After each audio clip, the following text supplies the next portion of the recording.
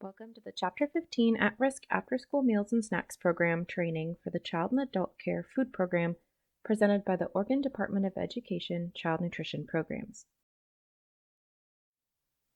This training provides you with an overview of the CACFP Policy and Procedure Manual for Center-Based Sponsors, Chapter 15, titled At-Risk After-School Meals and Snacks Program, or At-Risk Program for short. In this presentation, we will discuss program eligibility, site approval types, meal pattern and food service, reimbursement, and record keeping and reporting. To be eligible to participate in the at-risk program, an eligible after-school program must meet the following requirements.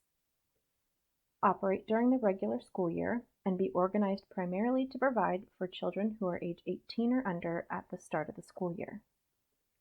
Provide organized, regularly scheduled enrichment or educational activities. Offer a structured and supervised environment, and be located in an eligible area. Meals and snacks may be reimbursed if they are served on weekends or holidays, including vacation periods during the regular school year. However, an at-risk program may not claim meals and snacks during the summer, unless it is located in the attendance area of a school operating on a year-round calendar. In regards to activities, there are no specific requirements for the types of educational and enrichment activities that a program can offer. Programs are open to all and do not limit memberships for reasons other than space, security, or licensing requirements, or those that include supervised athletic activities, together with educational or enrichment activities, may be eligible. Programs may be targeted to specific age groups or may accommodate the needs of a wide variety of ages. Sponsors are not required to track specific activities. As long as appropriate educational or enrichment activities are provided, the site is eligible to serve meals or snacks to the participants. Please note that participants do not have to participate in the offered activities in order to receive a meal. Organizations should contact ODE CNP for assistance in determining if an activity is eligible. Standalone organized interscholastic or community-level competitive sports, such as sports leagues, community soccer, and area swim teams, are not eligible to participate in the at-risk program. However, after-school programs that include supervised athletic activities with educational or enrichment activities may be eligible. The at-risk program is primarily geared towards non-traditional child care centers, such as school districts, charter schools, and private schools. However, organizations other than schools operating after-school programs may also participate in providing at-risk after-school meals and snacks. For instance, summer food service program sponsors that offer year-round activities are well positioned to offer the at-risk program. Other organizations that may participate in the at-risk program include traditional child care centers that care for children after they attend school, nonprofit organizations that offer after-school programming, such as YMCAs and Boys and Girls Clubs, for-profit child care centers, where at least 25% of the children served by the center's traditional child care are eligible for free or reduced meals based on the center's enrollment or license capacity, and emergency shelters operating after-school programs to homeless youth. For more information on eligible organizations and operating the at-risk program in combination with other CACFP programs, please see Chapter 15 of the manual. At-risk program sites must be located in a geographical area within the boundaries of a school, such as an elementary, middle, or high school, in which at least 50% of the enrolled students in the preceding October are eligible for free or reduced price meals under the National School Lunch Program. Refer to ODE CNP's current Oregon Schools with 50% free and reduced priced eligibility list. Since program eligibility is determined by area eligibility, it is not necessary for sponsors to make eligibility determinations based on household income for at-risk participants. Therefore, at-risk programs are not required to distribute or collect confidential income statements or to develop a one-month enrollment roster. A school boundary map showing, or a letter or email message from a school official stating that the site is located within the school attendance boundary of an eligible school are both acceptable types of documentation to show that an at-risk site is eligible to participate. A site's area eligibility determination for the at-risk program is valid for 5 years, which means even if the percentage of students approved for free or reduced price meals at the school used to make the eligibility determination drops below 50% after the determination was made, the site will still be eligible to serve at-risk meals and snacks for 5 years after the original determination date. At-risk programs may claim reimbursement only for meals and snacks served to children who attend an approved after-school program and who are age 18 or under at the start of the school year. Through the at-risk program, it is available to children of all ages. There is no requirement that each facility must serve the full age range of eligible participants. Sites must have a current Oregon Office of Child Care license unless exempt. Contact OCC for further information on licensing requirements. Sites that are exempt from state licensing must either have other federal, state, or local approval or alternate approval. ODE CNP's alternate approval process requires documentation of a satisfactory sanitation inspection and a current satisfactory fire or safety inspection at each feeding or serving site. Some examples of exempt sites include school district operated sites, Head Start, ODE approved 21st century school programs, and some tribal sites. All sites must meet state and/or local health and safety standards. At-risk sponsors may claim 1 meal and 1 snack per participant per day. For instance, at-risk program sponsors may serve a snack and/or meal after the school day ends and on non-school days, even if they're served outside the traditional meal times. All meals and snacks must be served and consumed under supervision in a congregate setting. Meals and snacks must meet CACFP meal pattern requirements for components and portion size. At-risk sponsors may use offer versus serve in their meal service. Offer versus serve, also known as OVS, is an approach to a menu planning and meal service that allows participants to decline some of the food offered in a reimbursable breakfast, lunch, or supper.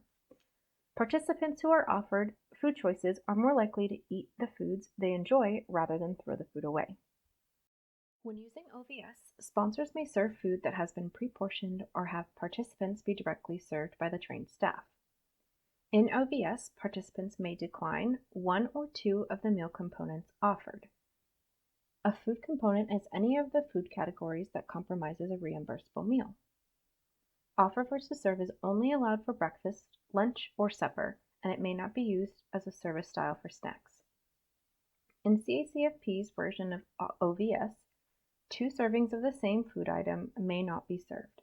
For example, while apple slices and applesauce are 2 different forms of apples, they are considered the same food item and cannot be served together as part of a reimbursable meal. However, the sponsor could choose to serve apple slices and mandarin oranges as 2 different items. The CACFP breakfast meal pattern requires 3 food components to be offered: milk, fruits and vegetables, and grains. As a reminder, fruits and vegetables are one combined component in the breakfast meal patterns. When using OVS at breakfast, at least the following 4 food items in the required minimum serving sizes must be offered: a serving of milk, a food item from the fruit or vegetable component, a food item from the grains component, and a food item from a meat alternate component or an additional item from the fruit and vegetable component or grains component. A participant must take at least 3 different food items from any of the food items offered. The food items selected may be from any of the required components and must be in the required minimum serving sizes. When using OVS at lunch or supper, at least 1 food item from each of the 5 food components and the required minimum serving sizes required at lunch and supper must be offered: a serving of milk, a food item from the vegetable component, a food item from the fruit component, a food item from the meat alternate component, and a food item from the grains component. Note that all 5 components must be offered and a vegetable may not be substituted for a fruit in OVS. A participant must take at least 3 food components rather than 3 items to ensure the participant takes an adequately nutritious meal. For instance, a hamburger on a whole wheat bun and milk would count as a reimbursable meal. Alternatively, the participant may also choose to take broccoli, a pear, and milk for a reimbursable meal. The approved meal count form can be found on ODE CNP's Child and Adult Care Food Programs public website, in the CACFP form section under the At-Risk After-School tab. The at-risk meal count form is best for meal counts in the at-risk after-school meal setting. This form is a downloadable Word document that you can use. When using this form, one hash mark is made through the number as a meal is given to a participant and represents one reimbursable meal served to a participant. If using a clicker to take the meal count, the total number of meals must be marked off on the head count form and clicker used must be written on the form as well. It is important to note that the complete date, meal type being served, total meal served, and a point of meal service counter signature are all required to complete the form. All meals and snacks served to all participants in this program are reimbursed at the free reimbursement rate, which is the highest rate available. Due to this, all meals and snacks must be provided free of charge. Meals and snacks may be reimbursed if they are served after school, on school days, or on weekends, holidays, and during school breaks during the regular school year only. Meals and snacks served through CACFP on weekends, holidays, or on school breaks during the school year may be served at any time of day approved by ODE CNP. As a reminder, educational or enrichment activities are required on these days. The following records justify the reimbursement claim and must be maintained for meals and snacks to be reimbursable. Daily attendance records with the arrival and departure times or present absent notations, point of service meal and or snack count records, and written menus showing that all meals and or snacks served contain all food components and that the CACFP meal patterns were met. All records must include the complete date. Please note, daily attendance records must support the number of meals and snacks claimed for reimbursement. Without all 3 of these records, at-risk meals and snacks are not reimbursable. This list is not all-inclusive of all the required record keeping. For more information, please see Chapter 10 of the manual. Sponsors must notify ODE CNP of any substantial changes to the CACFP, including changes to existing sites in regards to the meal times, days of operation, license updates and inspection dates, changes to key staff, and changes in contact information.